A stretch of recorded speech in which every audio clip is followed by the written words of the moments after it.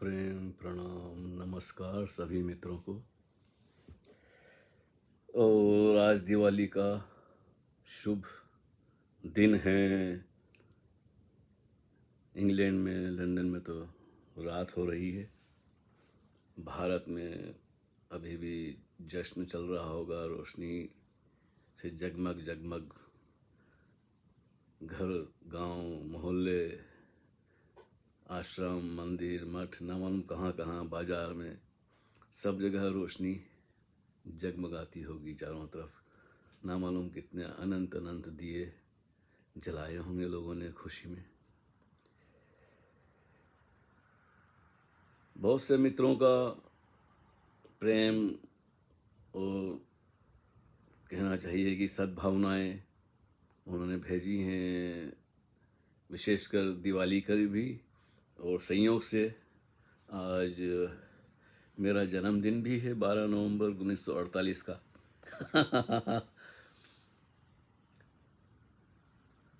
गणित के हिसाब से देखो तो 75 वर्ष पूरे हुए, लेकिन अंदर से देखते हैं तो ऐसा लगता है कि कैसे हो सकता है कि 75 वर्ष बीत गए। सपने जैसा लगता है जीवन जो गुजर गया। हालांकि बड़ा लंबा समय था, लेकिन अंदर ऐसा नहीं लगता कि इतना बहुत जल्दी गुजर गए 75 वर्ष। और फिर ओशो के पास आने के बाद तो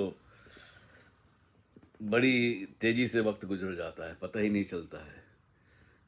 बरस ऐसे बीतते हैं जैसे महीना बीता हो। तो बहुत से मित्रों का तहे दिल से शुक्रिया और नमन कि सभी ने शुभकामनाएं भेजी हैं। मैसेंजर पर प्रत्येक मित्र को तो मैं अलग अलग से नहीं भेज सका, क्योंकि आज जब मैंने फेसबुक खोली, इतनी सारी कलात्मक डिज़ाइन और रंगों से भरपूर इतने, तो मैं लोगों के चित्र देखने में और उनकी कलात्मकता देखने में ही इतना खोया। फिर मैंने सोचा मुझे भी कुछ कहना चाहिए, लिखना चाहिए। लेकिन मैंने सोचा पुरानी कई पोस्ट हैं जो मैंने दिवाली के दिन पेश की होंगी, तो जब फेसबुक वाले दिखाएंगे तो उन्होंने, आजकल कई महीनों से वही चल रहा, कुछ 6 महीने से ऐसे ही चल रहा है कि लिखने का मूड नहीं है। तो जो पुराने संस्मरण हैं और प्रश्नोत्तरी श्रृंखला है अपदीपो, उन्हीं को शेयर पुनः पुनः दोबारा दोबारा 4 4 बार शेयर कर चुका हूँ। कुछ नए मित्र हैं जिन्होंने वो नहीं पढ़े हैं, नहीं देखे हैं, तो उनके लिए उपयोगी हो सकती है। तो आज मूड बन गया तो मैंने सोचा चलो कुछ ना कुछ तो कहा जाए। इतना खुशी का, आनंद का त्यौहार है और लोग उत्सव मना रहे हैं। हम उनके साथ शामिल तो नहीं हो सकते, लेकिन दूर होकर भी उनके लिए हम सद्भावना प्रेषित कर सकते हैं, शब्दों के माध्यम से ही सही। शब्द बड़े कमज़ोर हैं, बहुत सीमित हैं, उनकी सीमा है। जो अंतर्मन की भावनाएं हैं उन्हें शब्दों में कैसे कहें। पहले तो चाहा कोई गीत अपना या कोई कविता ढूंढूं, नहीं तो लिखी नहीं जा सकी, तो कोशिश की, लेकिन कुछ ऐसा जचा नहीं कि जिसे लिखा जाए या कहा जाए। आज जब फेसबुक पढ़ रहा था, देख रहा था मैं, तो पद्मजा की एक कविता जो रमेश भाई ने शेयर की थी, वो मेरे नज़र के सामने से गुजरी। मैंने पढ़ी, बहुत अच्छी लगी। मैंने सोचा यही तो मैं कहना चाहता हूँ, लेकिन मेरे पास ऐसी वो क्षमता नहीं है कि मैं हूबहू इस तरह की बयान कर सकूं, और वक्त कम है। तो मैंने सोचा चलो इसी को पढ़ देंगे। और फिर थोड़ा देखने लगा कि आगे पीछे और कोई संदेश आ गए, उनको देखने लगा तो वो गायब हो गई। अब उसको ढूंढने में घंटा 2 घंटा लगा रहा मैं, मिला ही ना। फिर मुझे याद आया कि वो रमेश भाई हैं, उन्होंने वो कुछ आकर्षक उसकी डिज़ाइन बनाई थी। चलो उनसे पूछते हैं, अगर वो भेज सकें तो। अंदाज था, कभी कभी भूल भी जाते हैं भाई, पता नहीं किसने शेयर किया था। तो उनसे पूछा तो उन्होंने ढूंढ कर मुझे भेजी। काफ़ी समय निकल गया, घंटे 2 घंटे। आखिर मैंने सोचा चलो मिल गई है तो अब इसी को शेयर कर दें। लेकिन अब उस वही की वही डिज़ाइन जो लोग देख चुके हैं, मैंने सोचा नहीं, उसी को शेयर ऐसी की ऐसी शेयर करने में मज़ा नहीं आएगा, अपनी ज़बानी से सुना दो।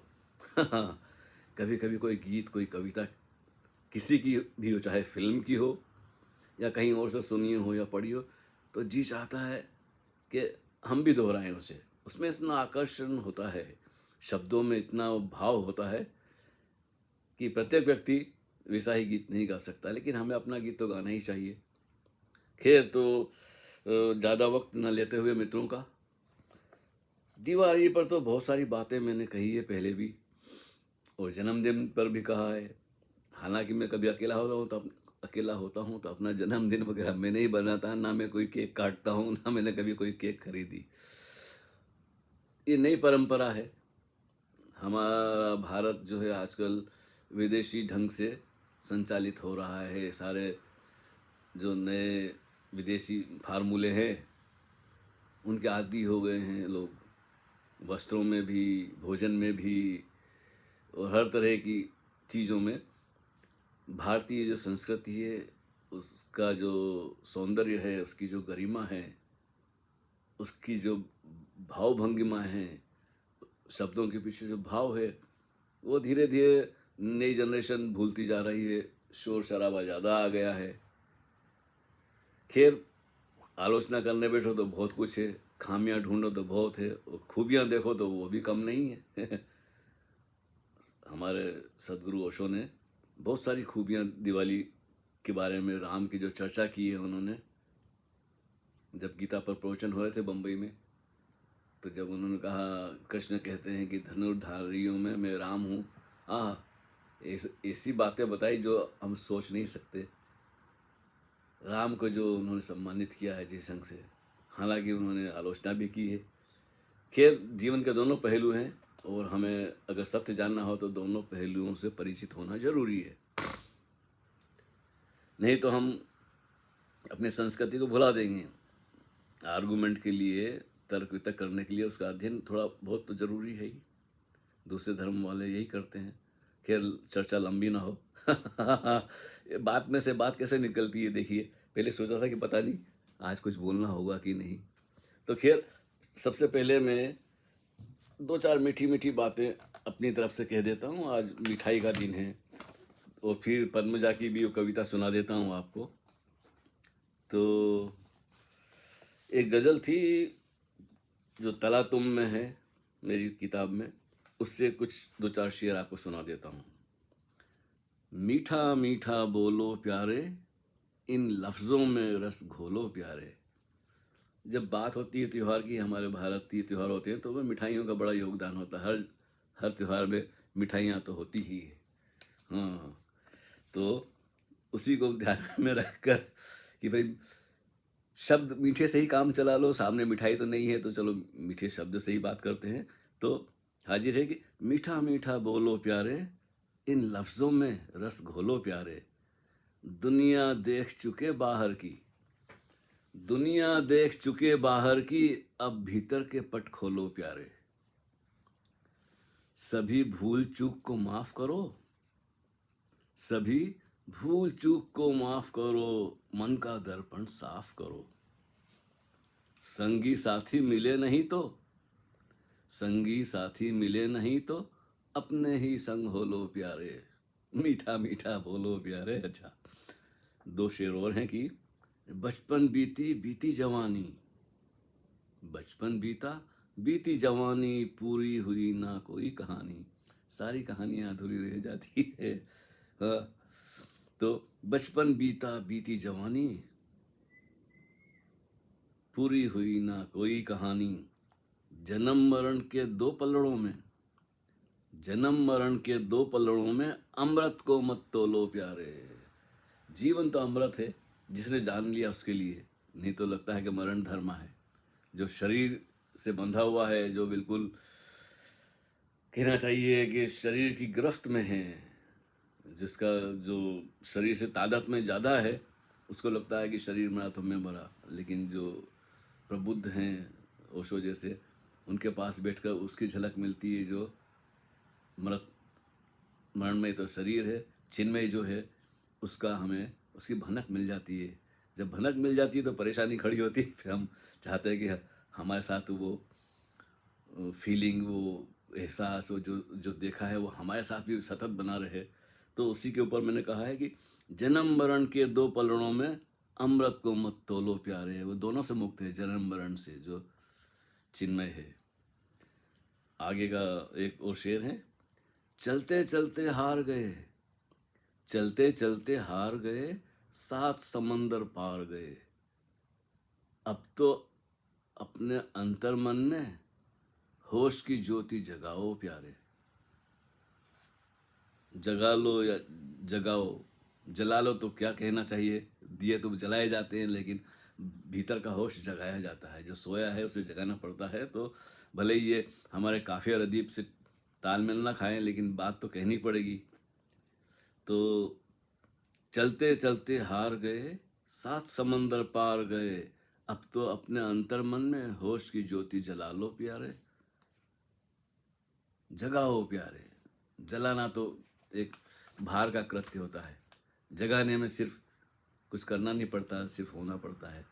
अभी और यहीं पूरा का पूरा हाजिर नाजिर वर्तमान में जब पूरे हम मौजूद होते हैं तो होश की भनक मिलती है हमें। पूरी सजगता से अगर हम थोड़ा सा जी लें क्षण भर भी, तो लगता है कि विचार छट गए, बादल गायब हो गए, एकदम निरभ्रता आ गई। तो ये कुछ बातें हैं जो अनुभव की जा सकती है, लेकिन शब्दों में लिखने जाते हैं तो गड़बड़ हो जाती है। अब एक और कविता है जो आज मैंने फेसबुक पे पढ़ी थी, मुझे बहुत पसंद आई। तो पद्मजा जी जहाँ भी हों, अगर उनको सुनाई दे या तो बहुत बहुत शुक्रिया, मुझे आपकी कविता पसंद आई, आपने इतना सुंदर लिखा है। अब हमारे फेसबुक पे भी एक मित्र हैं पद्मजा, डॉक्टर है, कौन है पता नहीं, लेकिन खैर उनकी कविता है, उनका उसका शीर्षक है दीप जलाऊं। वैसे तो नीरज ने भी बहुत कुछ दिवाली पे लिखा है, अन्य कवियों ने लिखा है, लेकिन मुझे अभी कुछ याद नहीं आ रहा था। जो सामने आ गई तो मैंने सोचा चलो हमें पसंद है तो हमारे मित्रों को भी पसंद आएगी। तो ये हाजिर है, दीप जलाऊं। हर दिशा में तम गहराया, हर दिशा में तम गहराया, इतने दीप कहाँ से लाऊं। हर दिशा में तम गहराया, इतने दीप कहाँ से लाऊं। जहां अंधेरा सबसे ज्यादा, उन कोनों में दीप जलाऊं। एक भावना के आंगन में, एक साधना के आसन पर, एक भावना के आंगन में, एक साधना के आसन पर, एक उपासना के मंदिर में, एक सत्य के सिंहासन पर। आहा, क्या बात कही है। एक भावना के आंगन में, एक साधना के आसन पर, एक उपासना के मंदिर में, एक सत्य के सिंहासन पर। बनूं मैं माटी किसी दीप की, और कभी बाती बन जाऊं। बनूं मैं माटी किसी दीप की, और कभी बाती बन जाऊं। जहां अंधेरा सबसे ज्यादा, उन कोनों में दीप जलाऊं। एक दिल के तहखाने में भी, एक दिल के तहखाने में भी, स्वप्निल तारों की छत पर भी। आहा, देखिए तहखाना मतलब होता है अनकॉन्शियस, जो होता है ना हमारा अचेतन मन। एक दिल के तहखाने में भी, स्वप्निम तारों की छत पर भी। आहा, बड़ी कल्पना है। कवि की तो बात ही निराली होती है, बार बार इन पंक्तियों को दोहराने का दिल होता है। एक दिल के तहखाने में भी, स्वप्निम तारों की छत पर भी, एक प्यार की पगडंडी पर। क्या बात है। एक प्यार की पगडंडी पर, खुले विचारों के मत पर भी। जलूं रात भर बिना बुझे में, जलूं रात भर बिना बुझे में, तेल बनूं तिल तिल जल जाऊं। क्या बात है। जलूं रात भर बिना बुझे में, तेल बनूं तिल तिल जल जाऊं। जहां अंधेरा सबसे ज्यादा, उन कोनों में दीप जलाऊं। एक दोस्ती की बैठक में, वाह, एक दोस्ती की बैठक में, एक ईमान की राहों पर भी। एक दोस्ती की बैठक में, एक ईमान की राहों पर भी, एक मन की खिड़की के ऊपर, एक हंसी के चौराहों पर भी। दीपक की लो है सहमी सहमी, दीपक की लो है सहमी सहमी, तूफानों से इसे बचाऊं। जहां अंधेरा सबसे ज्यादा, उन कोनों में दीप जलाऊं। बचपन की गलतियों में भी एक, बचपन की सॉरी गलतियों में देखिए ना, पढ़ने में इतना मजा आ रहा है कि ध्यान नहीं जा रहा है शब्दों पर। बचपन की गलियों में भी एक, और यादों के पिछवाड़े में भी, क्या बात है, बचपन की गलियों में भी एक, और यादों के पिछवाड़े में भी, अनुभव की तिजोरी पर एक, और उम्र के बाड़े में भी, और उम्र के बाड़े में भी, बाती की अपनी सीमा है, कैसे इसकी उम्र बढ़ाऊं। शरीर की तो सीमा है, बाती की अपनी सीमा है, कैसे इसकी उम्र बढ़ाऊं। जहां अंधेरा सबसे ज्यादा, उन कोनों में दीप जलाऊं। हार है निश्चित अंधेरों की, हार है निश्चित अंधियारे की, जग में ऐसी आस जगाऊं। अंधेरे में कोई, लेकिन फिर भी अंधेरा बड़ा घना होता है तो ऐसा लगता है कि सदा रहेगा, लेकिन एक ज्योति से उजियारा हो सकता है। तो उसके बारे में क्या बात कही। हार है निश्चित अंधियारों की, जग में ऐसी आस जगाऊं। सुबह का सूरज जब तक आए, सुबह का सूरज जब तक आए, मैं प्रकाश प्रहरी बन जाऊं। सुबह का सूरज जब तक आए, मैं प्रकाश प्रहरी बन जाऊं। हर दिशा में तम गहराया, इतने दीप कहाँ से लाऊं। जहां अंधेरा सबसे ज्यादा, उन कोनों में दीप जलाऊं। जहां जहां अंधेरा है, वो समाज में, संसार में, मनुष्य के जीवन में तो बड़ा अंधेरा है। कितने मतांतरों में लोग उलझे हैं, जात पात में बटे हैं। ओशो की बड़ी मेहरबानी, उन्होंने सारी दुनिया के सारे संगठनों के, धर्मों के, जात पात के लोगों को एक छत के नीचे इकट्ठा किया। और वो दिन याद है मुझे, जब हजारों लोग, साधक, प्रेमी बुद्ध हाल में बैठा करते थे आश्रम में। कितनी चहल पहल, कितनी रौनक होती थी, लोगों के चेहरे देखने लायक होते थे, इतनी आभा होती थी लोगों में, मस्ती होती थी, नृत्य होता था, ध्यान होता था। आजकल वो सब विदा हो गया है, क्लब बन गया है। तो आलोचना करने बैठो तो बहुत कुछ है, लेकिन आज के दिन क्या सुनाना किसी को। फिर भी जी चाहता है कि चुप नहीं रहना चाहिए। हमें कहा गया है कि अच्छा अच्छा बोलो, वही तो मैंने कहा ना, मीठा मीठा बोलो प्यारे। अच्छा बोलो, लेकिन अच्छा बोलने जाएंगे तो सच भी बोलना पड़ेगा। और ज़रूरी नहीं है कि सच सभी लोगों को पसंद आए। तो कभी कभार मौका मिले, बोलना ही पड़े, तो चाहे लोगों को कड़वा लगे, लेकिन सच बोलना चाहिए। और बड़ी खुशनसीबी है हमारी कि आज भारत समृद्ध होता जा रहा है, अनेक आयामों में बहुत विकासशील देश बन रहा है सारी दुनिया में। लेकिन उतनी ही ईर्ष्या है अनेक देशों में, अनेक संगठनों में, विशेषकर धार्मिक संस्थाओं में, संगठनों में, जिन्होंने भारत को लूटा है, बर्बाद किया है, न मालूम क्या क्या किया है। वो सब मैंने आगे के लेख में लिख दिया है। इसके साथ थोड़ी कुछ पंक्तियां भी मैंने लिख दी। मैंने सोचा अगर लिखने में सब आ जाता तो फिर बोलना नहीं पड़ता, और बोलने में सब आ जाता तो लिखना नहीं पड़ता। तो आजकल दोनों का मिश्रण चल रहा है कभी कभी। और फिर से सभी मित्रों का हार्दिक धन्यवाद, तहे दिल से शुक्रिया। बातें तो कहने जाओ तो बहुत कुछ है कहने की, लेकिन कुछ दिनों से चुप्पी सी लगी हुई है। चुप्पी का भी अपना आनंद है। वैसे बहुत कुछ तो कह दिया है, लेकिन अब सोचता हूँ कि आवारगी या तरातुम की एक काव्य कविताओं की श्रृंखला शुरू की जाए, क्योंकि सभी लोग तो एक पुस्तकें मंगा नहीं सकते, पढ़ नहीं सकते मंगा कर। जैसे ये हमारी है ना, दो, एक तो ये है तलातुम है, और एक आवारगी है, एक शरारे है, एक आहट है। जो भी है हमारी है, ओरिजिनल है। मतलब जैसा हमारे अंदर भाव उठा है उसको शब्दों में अभिव्यक्त किया है। कुछ कविता है, कुछ संस्मरण है। तो मैं सोचता हूँ कभी मूड बना तो एक एक कविता बोल कर इस पे शेयर कर दी जाए, ताकि इसमें बची रहे। नहीं तो इस उम्र में हम जिस उम्र के पड़ाव पर हैं, भरोसा नहीं कब बिताई की घड़ी आ जाए, तो वो सब किताबों में रह जाएगी। तो ऐसा है कि याद है तो आबाद है। तो जब तक फेसबुक पे कुछ मित्र हैं, ओशो के प्रेमी हैं, जानने वाले परिचित हैं, बहुत से हमारे संघ के साथी थे वो तो चले गए हैं। हाँ, अभी अभी खबर आई हमें, जो यहाँ के एक ट्रस्टी थे जिन्होंने सारा कबाड़ा किया वो चले गए। मुझे राघव जी ने फ़ोन किया, स्वामी जी आप कुछ कहें। तो मैंने कहा जिस व्यक्ति को मैं जानता नहीं, जिससे कभी मिलना नहीं हुआ, उसके बारे में मैं क्या कहूँ। लेकिन जो दिखाई देता है स्पष्ट, जैसे आश्रम की व्यवस्था दिखाई देती है, जो हुआ है ओशो की देशना के साथ, वो सब तो जग जाहिर है।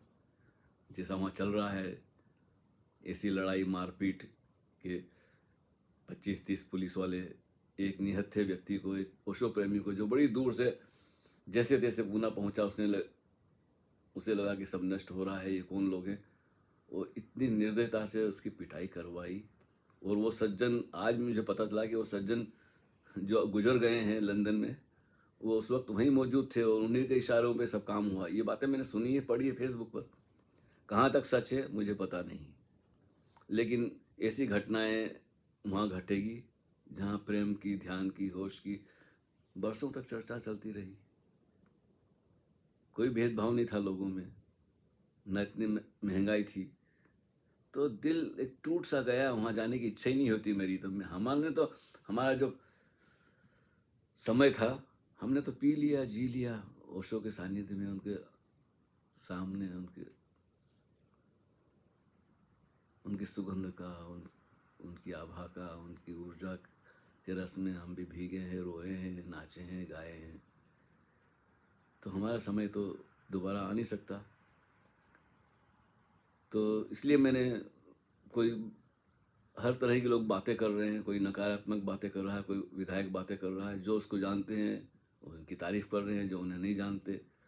तो मैं दोनों में से नहीं हूँ, ना तो मैं जानने वाले से मैं हूँ, ना मैं नहीं जानने वाला में से हूँ। मैंने तो जो बाहर की परिस्थिति देखी है कि कुछ हिस्सा बिक रहा है आश्रम का, तो वो तो किसी को भी बुरा लगेगा। क्योंकि ओशो ने तो कहा था कि पूरा कोरेगांव पार्क में विस्तार होना चाहिए आश्रम का। जितने भी संगठन बने सभी फैलते हैं, विस्तार होता है, बढ़ते हैं, फैलते हैं, साहित्य जगह जगह पहुंचता है, जगह जगह केंद्र खुलते हैं। कोई पाबंदी नहीं होती, न कृष्णमूर्ति पे, न रमन महर्षि पे, न किसी और आश्रम में। लेकिन यहाँ तो काँव काँव हो रही है, वहाँ की जगह कौवे उड़ रहे हैं। अब तो ऐसा लगता है कुत्ते बिल्ली मंडराएंगे वहाँ। बाहर बॉक्सर खड़े हैं लड़ाई करने के लिए। ये तो कहीं ये कोई ढंग है। खैर जो भी हो, अब बुराई क्या करना। हमारे एक और सन्यासी हैं ऋषिकेश के स्वामी वीरेन, जिनसे तो मेरा परिचय रहा है। कुछ 2-3 महीने मैंने वहाँ गुजारे हैं ऋषिकेश में, गंगा धाम में। मैं तो गया था सिर्फ विजिट के लिए ही, कि चलो गंगा धाम देख लेते हैं, नया आश्रम है, सुना था। तो मैं उन्हें जानता नहीं था, तो इसी का, तो मैं वहाँ बैठा, तो वही लंच टाइम हो गया। लंच टाइम हुआ तो वो मेरे साथ जो आशीष थे, उन्होंने कहा स्वामी जी भोजन कर लो। अरे मैं बोला हम तो बाहर से आए। बोला नहीं नहीं नहीं, अच्छा भोजन होता आपको अच्छा लगेगा, अब लंच टाइम भी हो गया, कहाँ जाएंगे दूसरी जगह। तो उसने मुझे भोजन कराया, वहाँ जाके बढ़िया भोजन किया और आके बैठे। तो फिर मेरा मन हुआ कि भाई किसी ने कुछ पूछा नहीं, कुछ पैसे नहीं मांगे, ना कुछ ऐसा काउंटर है कि जहाँ आप पैसा पेमेंट करो, वाउचर लो, कूपन लो, भोजन में लाइन में लगो। ना, दुनिया का, भारत का जो अच्छे से अच्छा भोजन होता है, सात्विक, शुद्ध, बढ़िया, स्वादिष्ट, वो सबके लिए उपलब्ध है लंच टाइम में।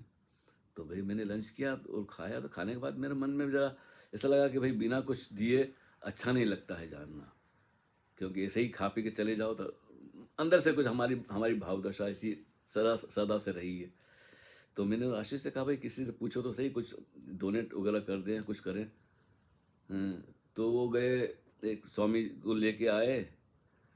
वो जैसे स्वामी जी आए, उन्होंने बोला स्वामी जी नमस्कार नमस्कार। मैंने कहा जी नमस्ते, फरमाइए। अरे आप यहाँ कैसे? अब मुझे क्या पता कि वो मेरे फेसबुक फ्रेंड हैं। मैंने देखा तो उन्हें नहीं था, वो मेरी संस्मरण पढ़ते होंगे फेसबुक पर। तो वो बैठे और बातचीत हुई, आप यहाँ कैसे आए, कहाँ ठहरे हैं वगैरह, बहुत सारी बातचीत हुई। मैंने कहा यहीं ऋषिकेश में ठहरा हूँ। कब तक रुकेंगे? बोला सर 1-2 दिन बस मैं जाने वाला हूँ। बोला नहीं आप यहीं ठहरिए। मैंने बोला ठीक है, नहीं नहीं आप यहीं ठहरिए, ठीक की बात नहीं है। तो बोला ठीक है मैं कल आ जाऊँगा कुछ सामान वामान लेके। वो माने ही नहीं, बोले कि नहीं सामान हम मंगवा लेते हैं। ये लो चाबी मंगवाई उन्होंने, बोला कि कमरे में आप यहीं रहिए, हमें अच्छा लगेगा कि आप यहाँ पधारे हैं। तो ऐसे प्रेमी भी हैं। और वहाँ मैं 2-3 महीने रहा हूँ। 2 महीने तो मुझे अच्छी तरह से याद है। फिर बाद में कहीं और चला गया, किसी और निमंत्रण मिले, ऐसे निमंत्रण मिलते गए। फिर गोपाल भारती मिल गए।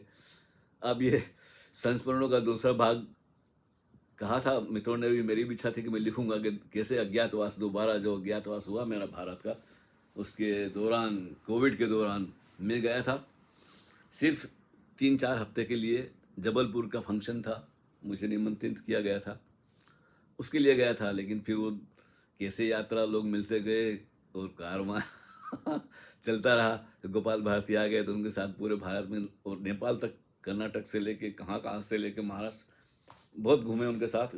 मज़ा आया, अच्छा लगा।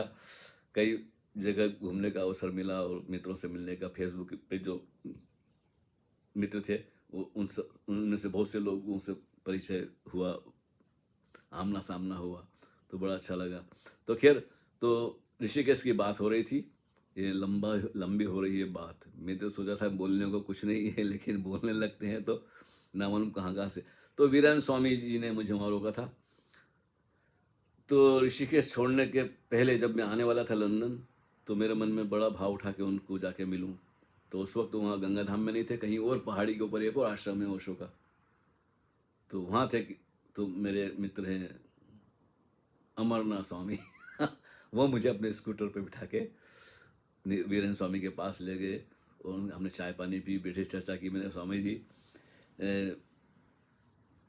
बस मैं अब जा रहा हूँ वापस, तो कब आएंगे वापस? मैं बोला अब ये तो पता नहीं है, आएंगे जरूर, चक्कर लगाएंगे तो आपसे मुलाकात होगी। तो बड़े सज्जन, बड़े प्यारे ओशो के प्रेमी।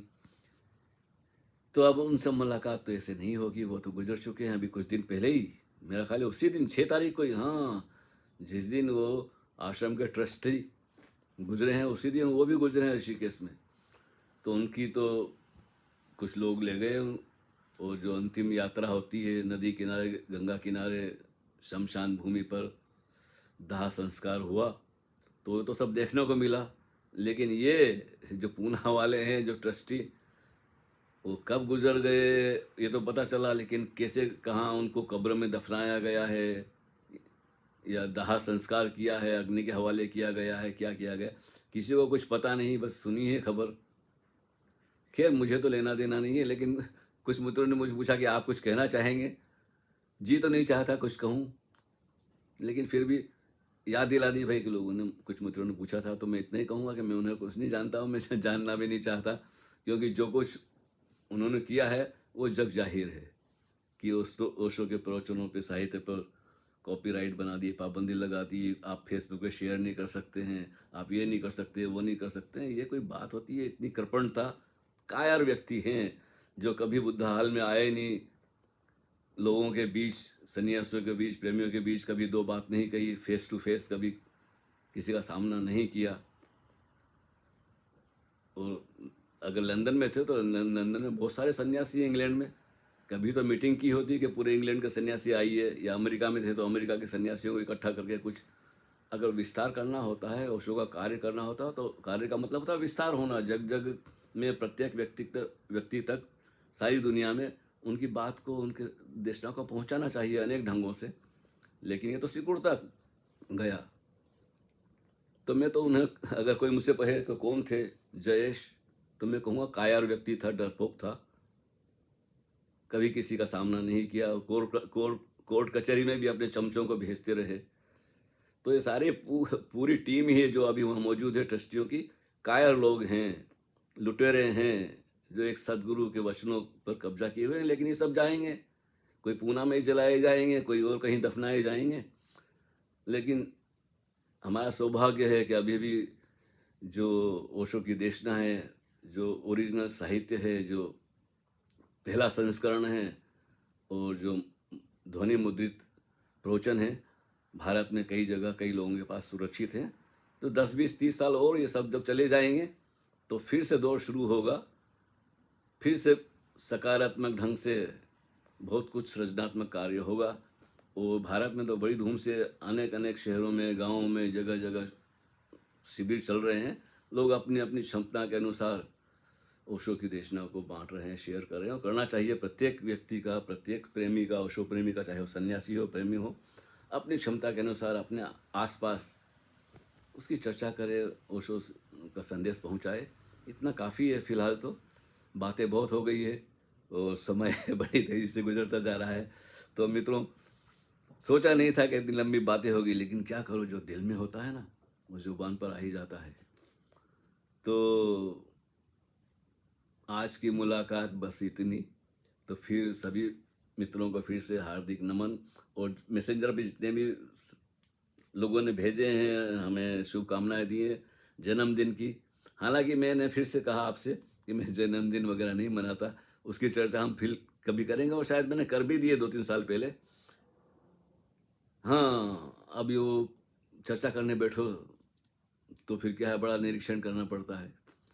तो आज मीठी मीठी बातों का मौसम है, तो हमने इतनी कड़वी बातें नहीं कही कि जिससे कोई किसी को की भावनाओं को आहत किया गया हो। हाँ, जानबूझ कर या अनजाने में। लेकिन क्या है, सच को तो कहना ही पड़ता है। सिर्फ मीठा मीठा बोलने से काम नहीं चलता है, क्योंकि सामने वाला इतनी मीठी बातें नहीं समझता है। जो लूटने आया है उसको उसकी भाषा में। इस मामले में हमारे नरेंद्र मोदी जी प्रधानमंत्री जी हैं, उनका आभार कि उन्होंने बिल्कुल जैसे के साथ तैसा। हाँ, तो वो समय गया। हमने बड़ी सहिष्णुता दिखाई भारत में, पृथ्वीराज चौहान से लेकर न मालूम कैसे कैसे लोगों को क्षमा किया, माफ़ किया और गद्दी सौंप दी। अभी भी अब देखो, चर्चा निकलती तो केजरीवाल, लालू, अखिलेश, ये न मालूम कितने कितने लुटेरे हैं। अभी वो तो एक निकले कौन सा एजुकेशन देने वाले नीतीश जी। हालांकि मुझे राजनीति में कोई रुचि नहीं है, लेकिन ये फेसबुक की वजह से खबर मिलती रहती है। तो जब देखते हैं तो फिर सोचते हैं कि क्या किया जाए। ऐसे लोग अभी भी हैं। तो एक रावण नहीं, अब तो लाखों रावण हैं, भारत में ही मौजूद हैं और वो मिटाना चाहते हैं। ओशो ने तो भारतीय संस्कृति का जो गूढ़तम था, जो बिल्कुल नवनीत था, उसको फिर से समेट कर सारे संतों में, बुद्ध पुरुषों के वचनों को, कवियों को, नमन कहाँ कहाँ से उन्होंने लेके एक हमें ऐसी धरोहर सौंपी है जो जीवन भर के लिए, अनेक अनेक जन्मों के लिए पर्याप्त है। लेकिन जिसने सुना, गुना और पचाया, उसके लिए तो ओशो के कुछ वचन ही पर्याप्त है। चलो जी, बहुत बातें हो गई है और मेरा ख्याल है अब हमें यहाँ तक आकर विश्राम लेना चाहिए। तो फिर मुलाकात होगी प्यारे दोस्तों। हरि ओम तत्सत।